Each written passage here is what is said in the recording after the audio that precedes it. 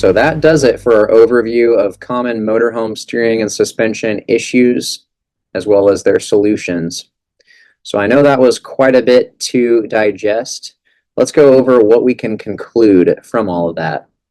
So first, before we throw parts at a motorhome ride or handling problem, it's very important to accurately diagnose the nature of the issue and then recommend the correct solution.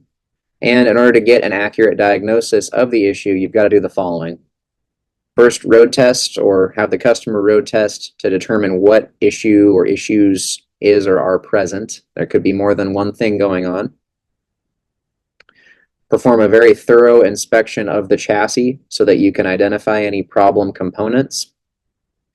If possible, get an individual axle way or ideally a four-corner way with the coach normally loaded as you would go down the road.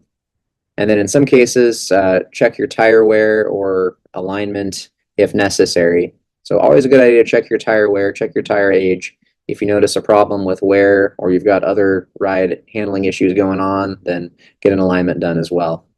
Now, there can be multiple factors that can contribute to a single ride or handling complaint, such as the example of crosswinds and passing trucks. So you could have multiple things affecting that. You could be too light on the front axle, making it more susceptible to be getting pushed around. You could also have some tail wag going on, where if we could control that, then that would help.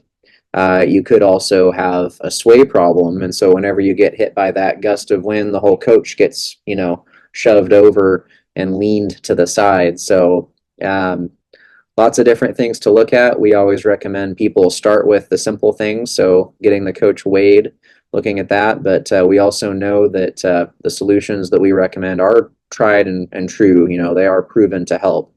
We just want to make sure that you're prioritizing correctly and taking care of whatever you can. And just kind of along that same topic, everything works together in your steering and suspension as a system. We talk about synergy with parts. So if you replace one thing, then another upgrade may work better together with it versus if you did each thing individually. So good steering control along with a track bar and radius rods, all that's going to work together much better than each thing individually because you're taking care of multiple aspects of your steering system.